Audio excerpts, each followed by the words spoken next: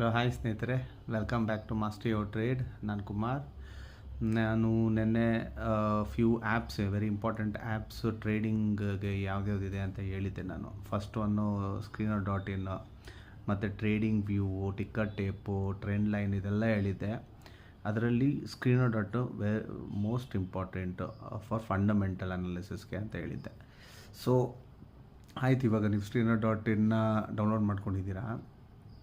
ಯಾವ ಥರ ಅನಲೈಸ್ ಮಾಡ್ತೀರ ಅನ್ನೋದು ಗೊತ್ತಿರಬೇಕಲ್ವಾ. ಸೊ ಏನೇನಿದೆ ಅದರಲ್ಲಿ ಅಂತ ಗೊತ್ತಿರಬೇಕು. ಸೊ ನೀವು ಆ್ಯಪ್ ಡೌನ್ಲೋಡ್ ಮಾಡ್ಕೊಂಡಿದ್ರೆ ನೋಡ್ಬೋದು, ಫಸ್ಟ್ ಆ್ಯಂಡ್ ಫಾರ್ಮೋಸ್ಟು ಅನಾಲಿಸಿಸ್ ಇರುತ್ತೆ, ಕಂಪ್ನಿ ಡೀಟೇಲ್ಸ್, ಇಂಟ್ರಡಕ್ಷನ್ಸ್ ಇರುತ್ತೆ. ಆಮೇಲೆ ನಿಮಗೆ ಚಾರ್ಟ್ ಅಂತ ಬರುತ್ತೆ. ಸೊ ಚಾರ್ಟ್ ಕಂಪ್ಯಾರಿಸನ್ನು 5 ಇಯರ್ಸ್ದು ಯಾವ ಥರ ಯಾವ ಟ್ರೆಂಡಲ್ಲಿದೆ ಅನ್ನೋದು ಗೊತ್ತಾಗುತ್ತೆ ಒಂದು ಸ್ಟಾಕ್ದು.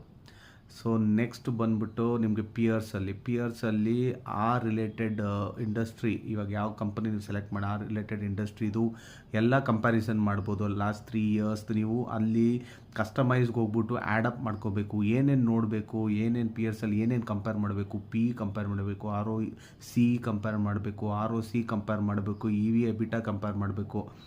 ಸೊ ಇದೆಲ್ಲ ನೀವು ಕಂಪೇರ್ ಮಾಡಬೇಕು.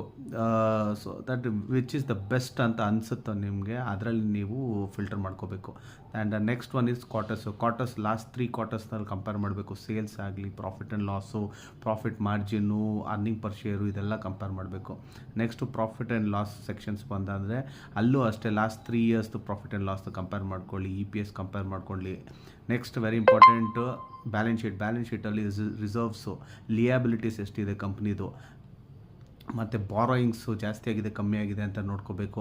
ಸೊ ಇದೆಲ್ಲ ನೀವು ಆಮೇಲೆ CWIP, current work in progress, ಏನೇನಿದೆ ಆರ್ಡರ್ಸು ಕಂಪ್ನಿದು ಅನ್ನೋದು ನೀವು ಅಲ್ಲಿ ನೋಡ್ಬೋದು. ಸೊ ಫ್ಯೂಚರ್ ಆರ್ಡರ್ಸು ಇದೆಲ್ಲ ನೋಡ್ಬೋದು ಅದರಲ್ಲಿ. ಆಮೇಲೆ ಕಂಪೇರ್ ಮಾಡ್ಬೋದು ಲಾಸ್ಟ್ 2 ಇಯರ್ಸ್ಗೆ ಕಮ್ಮಿ ಆಗಿದೆಯಾ ಜಾಸ್ತಿ ಆಗಿದೆಯಾ ಅಂತ.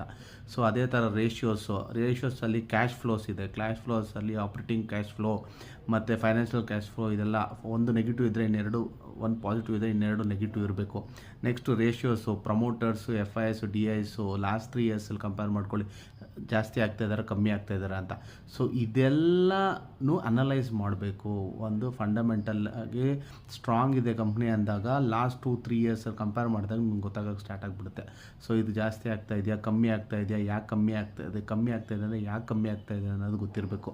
ಸೊ ಇಷ್ಟೆಲ್ಲ ಅನಲೈಸ್ ಆದಮೇಲೆ ನೀವು ನೆಕ್ಸ್ಟು ಟೆಕ್ನಿಕಲ್ ಅನಾಲಿಸಿಸ್ ಮಾಡಬೇಕು. ಆಮೇಲೆ ಅಲ್ಲಿಂದ ಫಿಲ್ಟರ್ ಮಾಡಿ ಆಮೇಲೆ ನೀವು ಅಂಡರ್ ವ್ಯಾಲ್ಯೂಡ್ ಆಗಿದ್ದರೆ ಇನ್ವೆಸ್ಟ್ ಮಾಡಬೇಕು. ಸೊ ಇದು ಇನ್ನೂ ಡೀಟೇಲಾಗಿ ಹೇಳ್ಕೊಡ್ತೀನಿ. ಫಾರ್ ಮೋರ್ ಕಂಟೆಂಟ್ಗೆ ನನ್ನ ಸಬ್ಸ್ಕ್ರೈಬ್ ಮಾಡ್ಕೊಳ್ಳಿ ನನ್ನ ಚಾನಲ್ನ. ಓಕೆನಾ? ಬಾಯ್.